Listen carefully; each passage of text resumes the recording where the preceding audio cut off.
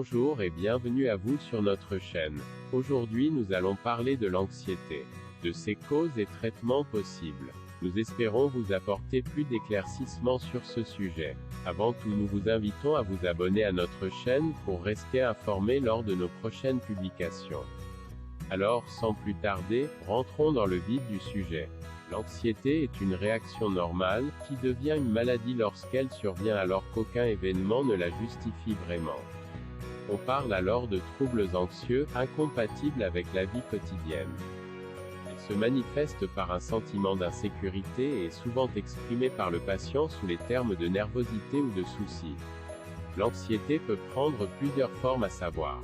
Le trouble panique correspondant à des crises d'angoisse aiguë survenant de manière périodique.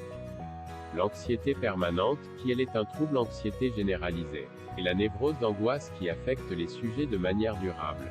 Cette distinction est importante car les traitements sont différents. Le trouble panique bénéficie d'un traitement préventif de la survenue des crises par les antidépresseurs. Tandis que l'anxiété généralisée est accessible aux tranquillisants classiques comme les benzodiazépines, mais pendant des périodes courtes. Pour éviter des phénomènes de dépendance. Les troubles anxieux sont fréquents, ils affecteraient environ chaque année 2 à 8% de la population adulte et seraient plus fréquents chez les femmes. L'âge moyen de survenue des premiers symptômes se situe entre 20 et 30 ans.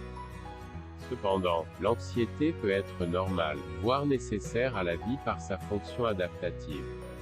On considère en général que l'anxiété est normale lorsqu'elle est bien tolérée par le sujet, qu'il peut la contrôler ou qu'il ne la perçoit pas comme une souffrance excessive.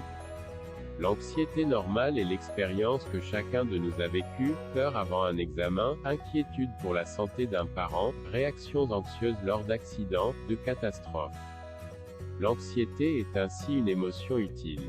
C'est une réaction psychologique au stress. L'anxiété est anormale quand elle n'est plus liée à des événements de la vie et qu'elle survient sans raison. Quand elle devient un état permanent.